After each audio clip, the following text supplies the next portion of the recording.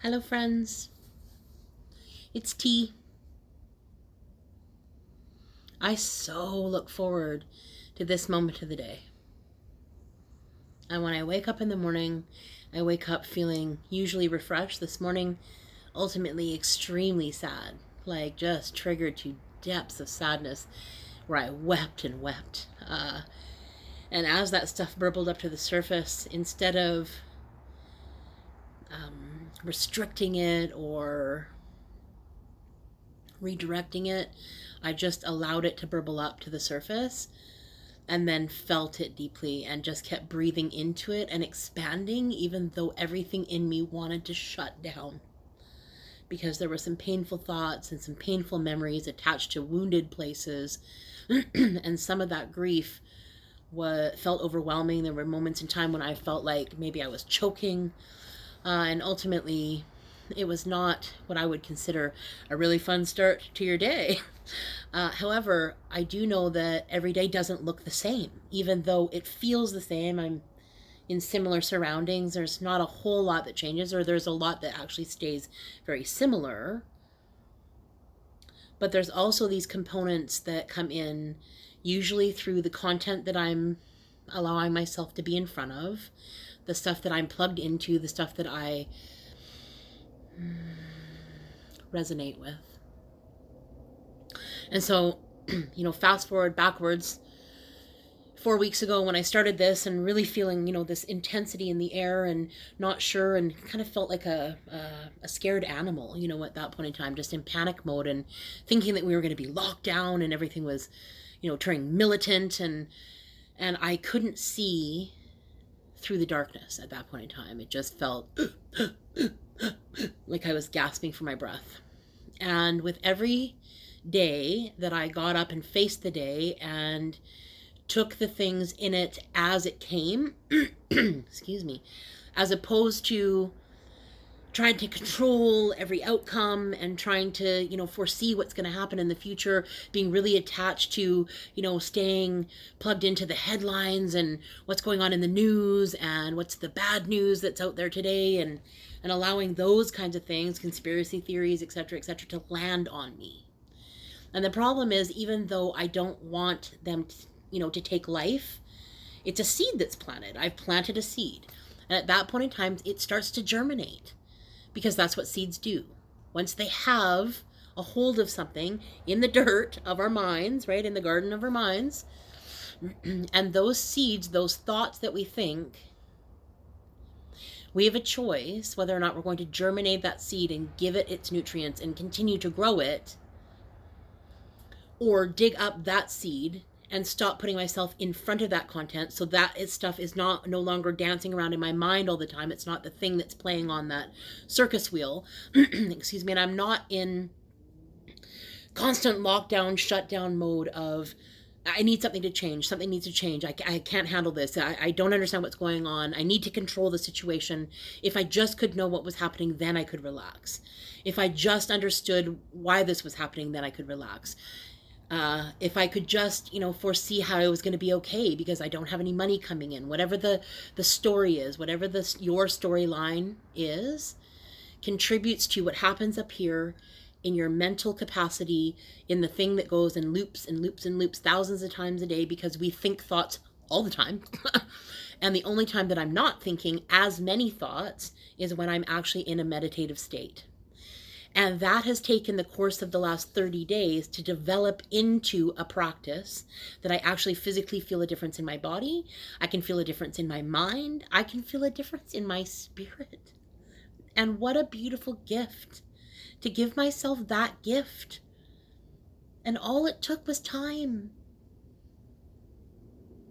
And I know that, there's moments in the day when I feel like I'm agitated, I'm not doing anything, therefore I'm not worth anything, therefore, if I could just find more to do. And, yesterday, after feeling completely exhausted by doing, 17 hours some days of studying and everything else, and meditations and writings, and although all of those things feel aligned to what it is that I'm doing, and I'm happy to do them, at points in time I feel overwhelmed. And instead of allowing myself the grace just to sit it out or take a breather, Take a rest, take a nap, just be for a while instead of the doingness of, the left brain thing, trying to figure this out. And today when I woke up, and it was another step in surrendering and understanding that the analogy that I was given today in picture form was the idea that the butterfly struggles in the cocoon. And I know that humans have been equating, analogizing. Is that even a word? Anyway, maybe I made that up, but there's an analogy going on between butterflies and the cocoons and humans and what we do usually in the wintertime. When we hunker down and we start to sort of weave ourselves into some depth of, there's warmth in the house and it's kind of cold and rainy outside and we're inside and potentially giving ourselves the ideas of learning content and internalizing some things. And then spring comes and we all start to sort of bud and life is sprung forth from the seeds that we planted, however many months in the fall and the winter. So anyway, this analogy about the butterfly was this idea that the struggle out of the cocoon, if somebody was to walk up and snip it open, that the butterfly actually would not form to the degree that it needs to in order to fly. That it is actually within the struggle on the way out of the cocoon that forces the blood from the body of the membrane, I guess. A butterfly is a caterpillar, so at one point in time it's this fat, juicy little thing, and when it grows its wings, as it's pushing its way out of the cocoon, it forces the blood into the wings, and it's what gives us flight. Is the struggle. And yet yesterday when I was struggling, I was in such resistance about it. I don't want to be struggling right now. I do not want to be feeling this. This is not what I want to be happening.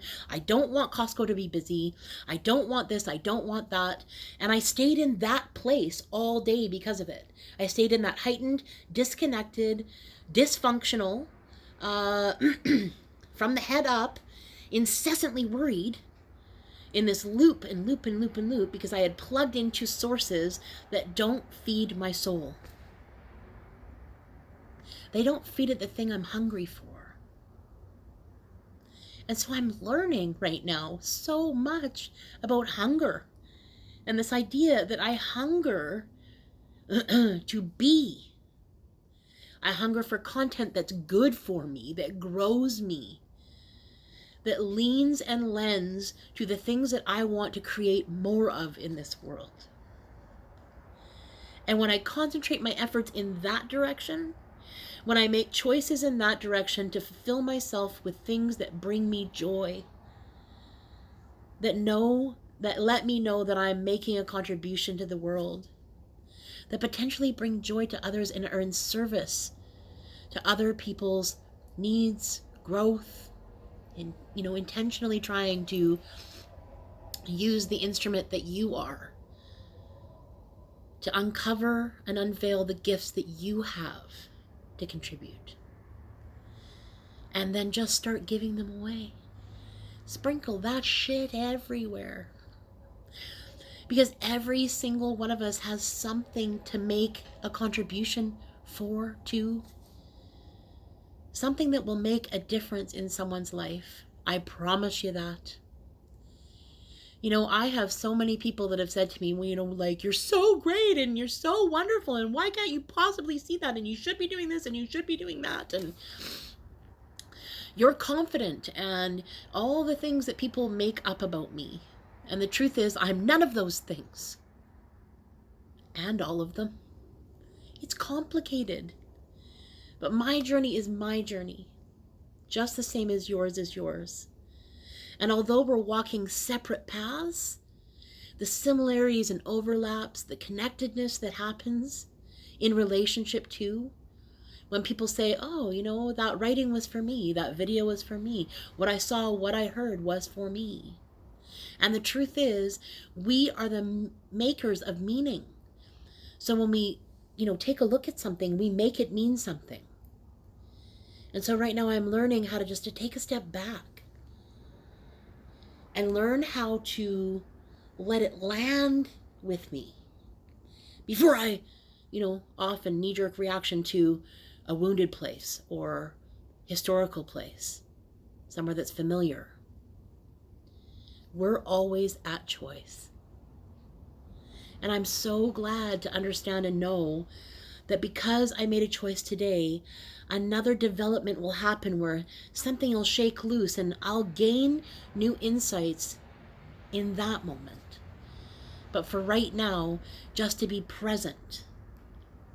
And having done that 2 days ago to the degree that I did and had a felt experience, like a literal understanding of what beingness feels like. And it is foreign because I have rarely visited there, but it feels like home. And so I want more of that to develop for myself and for you. And my greatest hope is that everybody sort of dials themselves in from the dial of doom being full on to,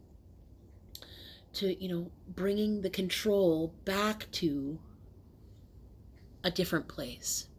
And ultimately, we get to choose that by the things that we produce in our mind through the content that we let in. So what are you letting in? What are you spending your time doing? And today I read a few things, or I heard a few things on some of the learning that I'm doing. Divinity is a state of being, not an action. Divinity is a state of being, not an action. A state of being, a quality or essence characterizing the energy that is being projected from me to the universe at every given moment. It really reminds me of that place of the Care Bear stare. I know that's, remedial maybe, but it reminds me of, watching that sort of vibration leave the chest of whatever Care Bear is staring, and and emulating that thing that lives at the core of them, which really, truly in our, core is our essence. It's our being. Today when I heard, you are not your body, you are not your mind. You have a mind, you have a body. And I've always identified as this. And what a liberating thought it was to know and understand that I am the soul that lives in this body, that has this mind. And that feels expansive and amazing. And I want to feel more of that. I hope you take time today. And I hope that you rest well and feed yourself with better than choices, if not great right off the bat. I'm learning how to find compassion for myself in the way that it's always been, and transitioning towards the way that I would like it to be now. I'm not in a rush. I'm not in a hurry. And I give myself the grace to take a step every single day towards what it is that I say that I want. Make it a great day. Please, please, please be kind and love yourself first. So much massive love to all of you. I will see you tomorrow.